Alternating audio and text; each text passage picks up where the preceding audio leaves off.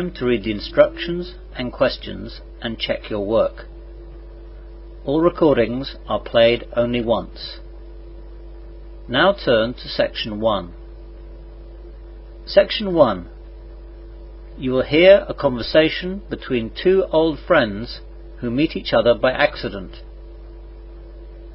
First, you have some time to look at questions 1 to 5.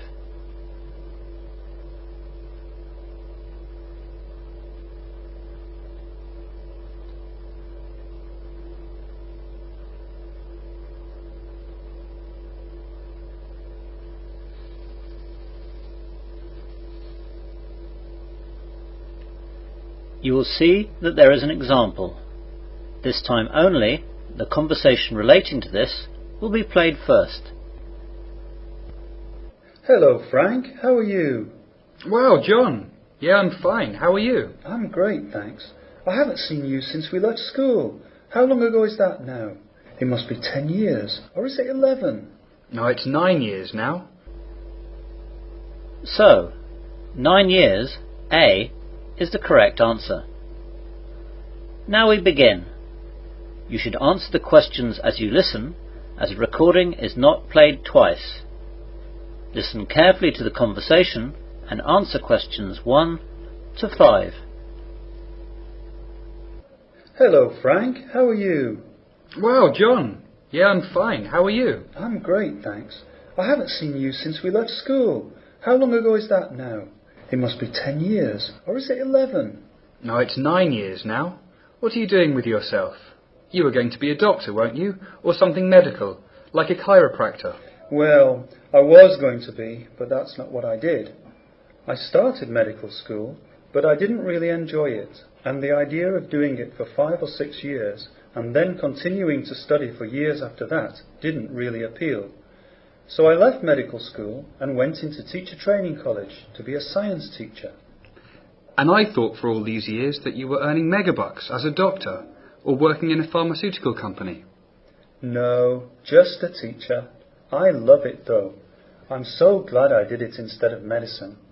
And what are you doing, Frank? After school I didn't really know what I wanted to do. So I travelled for a couple of years around the world. Great! Where did you go? Lots of places, but nowhere in Europe. I wanted to travel long distance. First of all, I travelled through India and Nepal.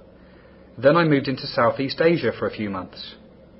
Then I went through Australia and New Zealand. After that, I went to Africa and went around various countries there. After that, it was South America, Central America and North America. How on earth did you afford all that? I just settled down and worked for a few months in places where I could get a job and save money. Then, when I had enough, I moved on. I wasn't exactly staying in luxurious places, though. And now what? You always wanted to work with computers, didn't you? Yes, I remember that. However, when I finished all the travelling, I thought of going into travel writing, but it's so competitive. I always fancied journalism as well, so I got into that. And right now, I'm working for the local paper. Did you have to study for that? Well, some people don't. But I went to college for a year to do a journalism course. And I'm glad I did, as it gave me a bit of a head start, and certainly helped me get my first job. And are you married and kids, or what? I married a girl called Liz, that I met whilst I was in Australia. We haven't had kids yet, though we're planning on having at least 2 or 3. What about you? Do you remember Kate, who I dated whilst at school? Of course, the prettiest girl in the school. You didn't marry her, did you? Yes, we managed to stay together all through college. She did teaching too, so we were at the same place for 3 years at college. We thought about getting married in our last year at college, but it was all too much, and then we were too busy the year after graduation. So we did it 2 years after we graduated. Wow, I'm so happy that you guys stayed together. That's great. Where are you living now? Oh, in Westley. In the High Street, actually. What about you? In Westley too. We've got a flat near the secondary school. Obviously then it's easier to get into work. Before the conversation continues, you have some time to look at questions 6 to 10.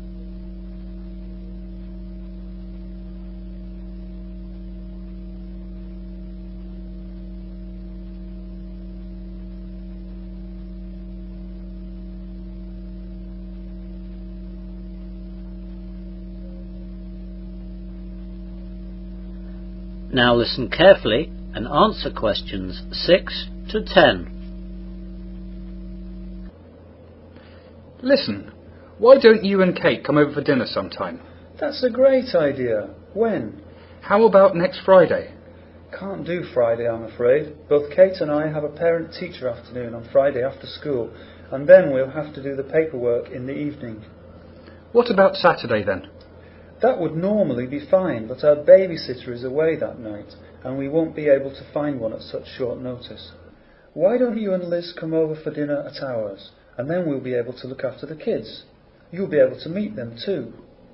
OK, let's do that then. Liz will be happy. She won't have to cook. I'll be doing the cooking when you come round. I love cooking. So, what time shall we come round? 8 o'clock? Well, we'll be home around 6:30 that night, as we're going out for the afternoon with the kids. I'd say come at about 7:30. Are you sure that's long enough to get things ready? Well, that'll be an hour. I don't need more than that. And what's your phone number, just in case? 01347 835 825. That's the home number, and the mobile is 07978 290 512. What about you? I've only got a mobile. It's 07623 963 957. What was that last bit again? I'll say it all again. 07623 963 957. And I'd better give you the address. Oh yes, that would help. We live at Flat 3, Evergreen Terrace. It's just past the church, on the right.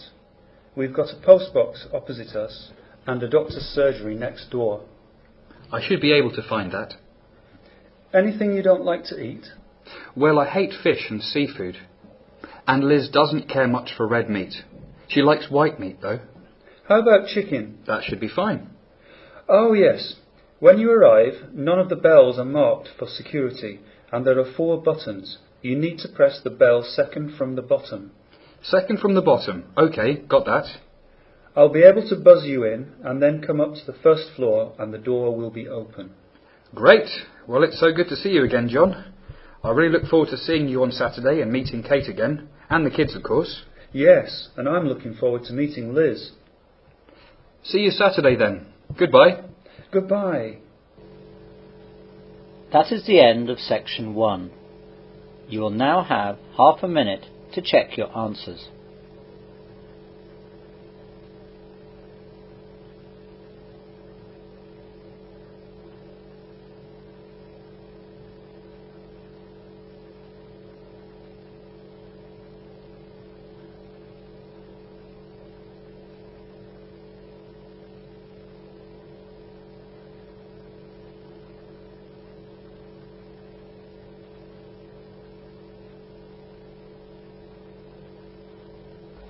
Now turn to section 2. Section 2. You will hear a man giving a short talk to new students about their university sports centre. First, you have some time to look at questions 11 to 14.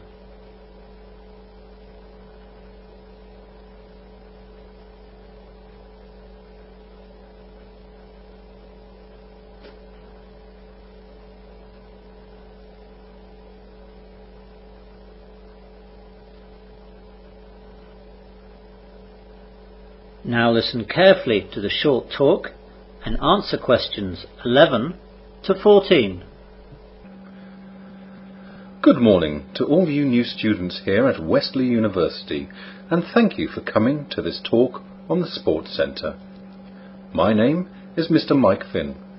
Later, I'll take you around the centre on a tour, but right now, I'll just let you know what we have to offer and how you can become a member. We are at present in the main reception of the Sports Centre. Behind me we have the main sports hall where a myriad of different sports take place. We have football, hockey, basketball, badminton, martial arts and netball, to name but a few. We are also planning cricket nets and trampolines in the near future. Aerobics, modern dance and spinning are also held in the main sports hall, and yoga classes are coming soon. There is a large schedule up on the wall behind me detailing when each sport is on. It also gives details of which sports you have to pay extra for in order to join in. Above us, and overlooking the main sports hall, we have our fitness room, which has all the modern weight training machines and aerobic training machines that you could wish for. At present, there are no running machines, as there have been a few accidents with these, and we are waiting for the university to work out its insurance as regards these before we get them back again. Round the back of the main sports hall are our 3 squash courts. These can be reserved at the reception. The one important thing with the squash courts is that you must not wear outdoor or black marking soles on them. You will be fined and suspended from the centre if you do. Next to that, we have the provisional site of the swimming pool. Details of that are posted on the Sports Centre newsletter, which is always available on the notice board. We hope that it won't be too long in coming. Outside the hall, we have playing fields where you can play football, rugby, cricket and hockey. You don't need to be a member of the Sports Centre to enjoy these playing fields, but you might need to join the individual sports clubs. Membership dues for these clubs are not usually very high, and it always includes insurance cover, so don't worry. You won't need to take out a bank loan to join them all. You now have some time to look at questions 15 to 20.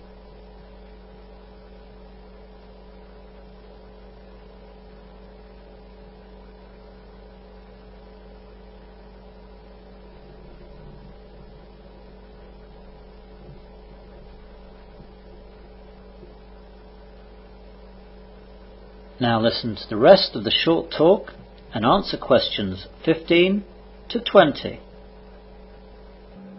Now, let me tell you how to become a student member of the Sports Centre. First of all, any student who wishes to be a student member of the Wesley University Sports Centre must be studying a course at the university, part-time or full-time, and be a member of the Students' Union. So if you wish to join, you must bring your NUS card with you before we can process your application. You must come to the Sports Hall reception between 9 a.m. and 3:30 p.m. from Tuesday to Saturday. The membership secretary does not come in on Sundays and Mondays. You must present your NUS card, fill out the application form and pay the subscription. The student subscription for this year is £15. There is usually a joining fee of £5 to join the Sports Centre, but this does not apply to student members. You can pay by cash or cheque, but we don't take credit cards.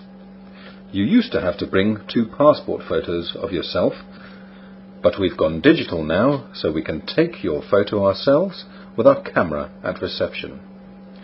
Once you have your Sports Centre membership card, you have the right to use the facilities at any time that we are open. You will need to bring your membership card every time you wish to use the facilities, or you will not be allowed to enter. This is part of our insurance agreement. If you need a replacement card at any time, you will be charged a replacement fee of £5, but you will not need to pay the subscription of £15 again. You may book courts for sports such as squash and badminton, but you may only do this in person, not on the phone, and you will need the membership card number on your membership card, so don't forget that card. We are open 7 days a week, though opening times vary. Monday through to Saturday we are open from 8 a.m. to 10 p.m. and Sunday we are open from 9 a.m. to 6 p.m. Now, any questions so far? That is the end of section 2. You will now have half a minute to check your answers.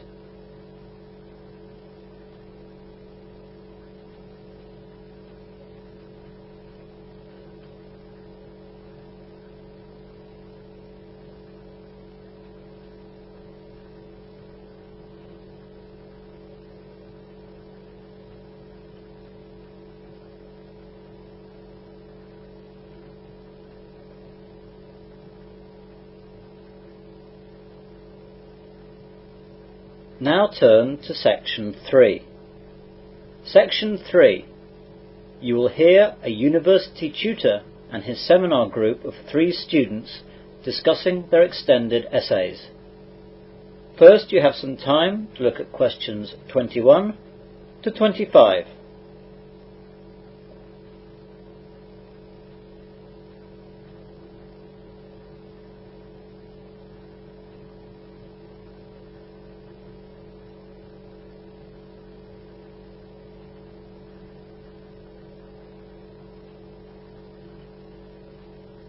Now listen carefully and answer questions 21 to 25. Hello everyone, welcome back from your winter holidays. I hope you had a good time and didn't work too hard. Well, this semester we will continue our seminars on agriculture. Today, like last semester, we are in the McLeod room, but this will change. Next week we are going to the Hardy room on the 2nd floor, and we will remain there for the duration of the semester. Also, we will have to change the time, as the Hardy room is not available at our usual time of 3 o'clock. So, we'll need to start 1 hour later. Is that okay with everyone? I've got a problem with that. I have a part-time job in a restaurant in town, and finishing an hour later will stop me being on time. Well, Maggie, there are other seminar times for this particular subject, but you'll need to get someone to swap with you, as they're all full. Come by my office tomorrow lunchtime, and I'll show you the list. We should find someone willing to change. What if we can't, though? You'll have to decide what's more important for you, the degree or the job. You know that attendance is compulsory at the seminars, and you haven't got a very good attendance record anyway. I'll sort something out, I suppose. Professor Cameron, when do we find out about the extended essay for this semester? Today, actually, Guy. We'll look at everything in a minute. Thanks. What about last semester's extended essay? Well, Monica, all your extended essays are now with the external examiner, getting their second assessment. I completed the marking in early January, and the external examiner should get them back to me by mid-February. Mid-February? For 3 essays? It's not just your essays, Maggie. There are 3 of you in this seminar group, but I have 5 other seminar groups on this subject in your year, and they have 4 students in each. That makes 19 extended essays that I and the external examiner have to mark. How did we do, Prof? With one notable exception, the essays were of a pretty good standard. I can't say more than that at this stage, but I was very happy. You now have some time to look at questions 26 to 30.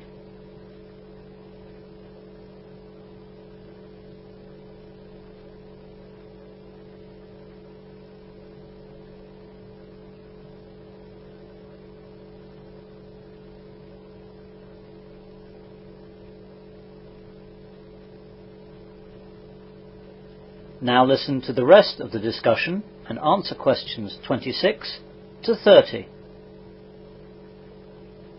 So, moving on to talk about the extended essay. What do you want to know about it? First of all, what do we have to write about? Next week, I'll bring in a list of titles which will relate to the first 10 seminars that we have this semester. You have to choose one title from 10 titles on offer, but you might want to think about choosing from the first 5, so that you'll have more post-seminar time to prepare. What about the deadline?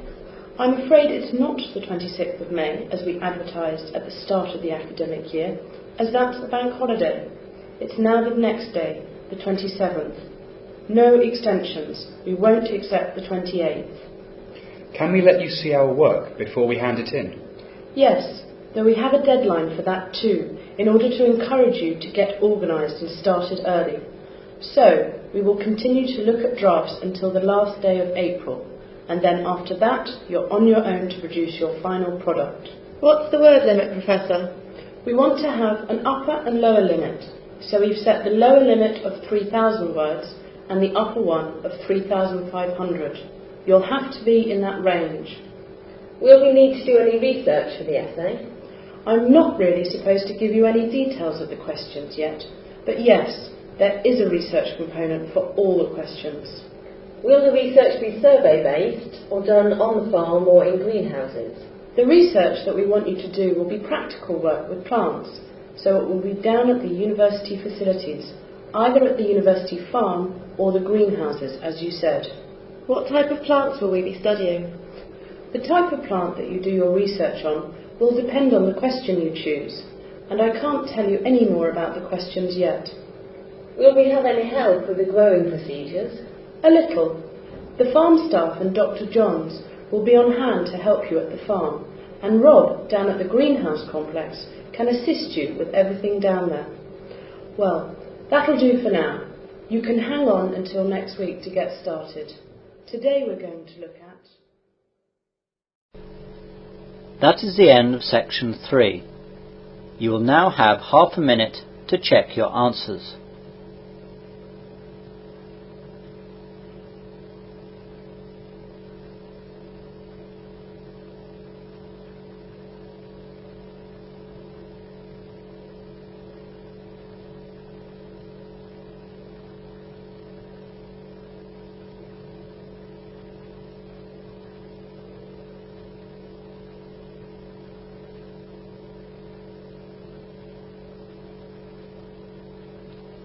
Now turn to section 4. Section 4. You will hear part of a further education lecture on marine biology. First, you have some time to look at questions 31 to 36.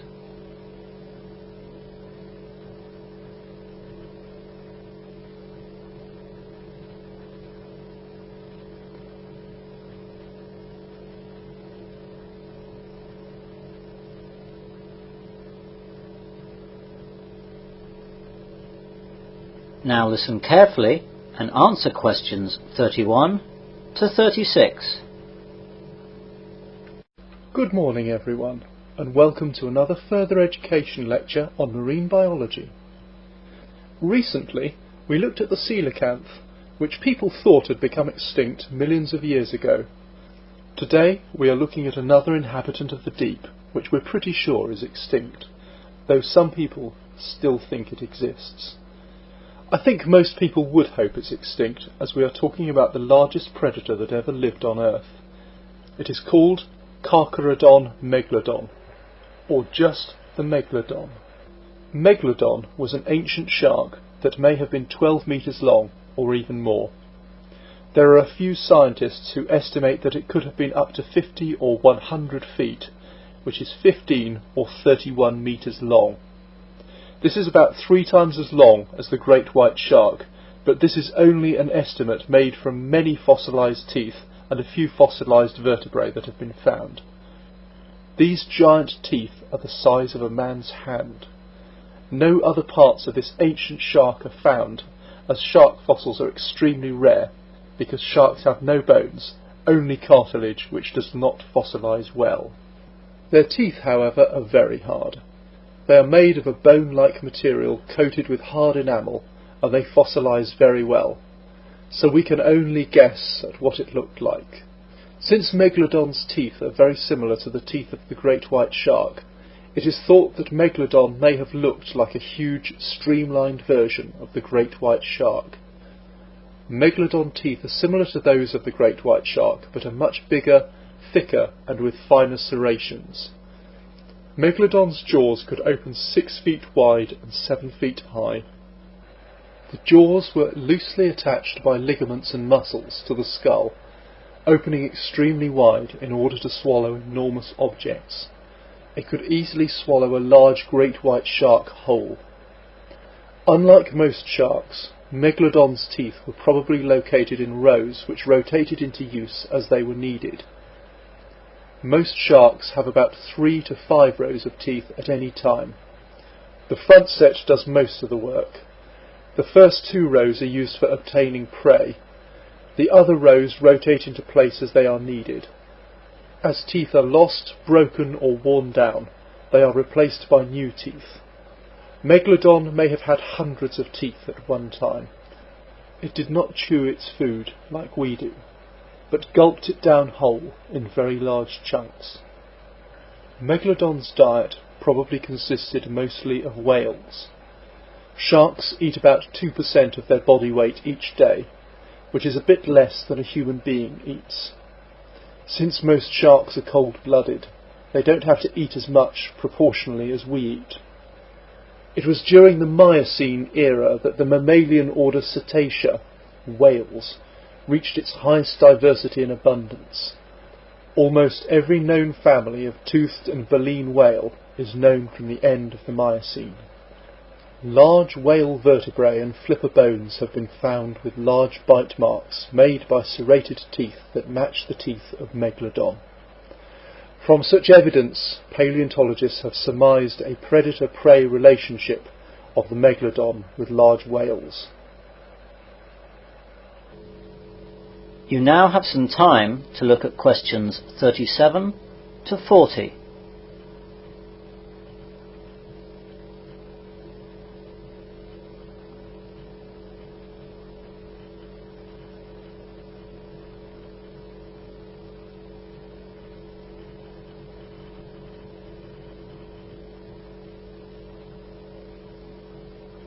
Now listen to the rest of the marine biology lecture and answer questions 37 to 40. Megalodon lived from roughly 25 to 1.6 million years ago, during the Miocene and Pliocene epochs. It is now extinct, but the exact time of its extinction is hotly debated, as some people believe that this enormous shark could still exist today. Almost everyone who has investigated the possible existence of the great Megalodon realises that if it is extinct, it has only recently occurred in the geological record, as close as 10,000 years ago. Zoological history has proved that very large animals can remain hidden from modern science, especially in our planet's underexplored ocean depths. So, if the famous coelacanth, the fish thought to be extinct for 60 million years, can be found alive and well as it was last century, why not push our giant white shark up a mere 10,000? Has Megalodon died out, or has one already appeared? There is a well-known sighting report from Australia. In the year 1918, crayfishmen at Port Stephens refused to go to sea to their regular fishing grounds in the vicinity of Broughton Island for several days. The men had been at work on the deep water fishing grounds when an immense shark of almost unbelievable proportions put in an appearance, attacking pot after pot containing many crayfish, and taking pots, mooring lines and all. On returning unscathed, the men were all unanimous that this shark was something the like of which they had never dreamed of. And bear in mind that these were men who were used to the sea and all sorts of weather and all sorts of sharks as well. They all said the shark was as long as the wharf of their harbour, about 115 feet. They were all familiar with whales, which they had often seen passing at sea, but this was a vast shark. They had seen its terrible head, which was at least as long as the roof on the wharf shed at Nelson's Bay. The sighting was never repeated, and it is impossible to say whether it was a hoax or not. Putting childlike dreaming aside, however, leaves us with the fact that whether or not the huge Megalodon is alive today is debatable only on theoretical grounds. Despite thousands of giant fossilised teeth, no matter how fresh they might be, on this sighting there is not much to go on. That is the end of section 4. You will now have half a minute to check your answers.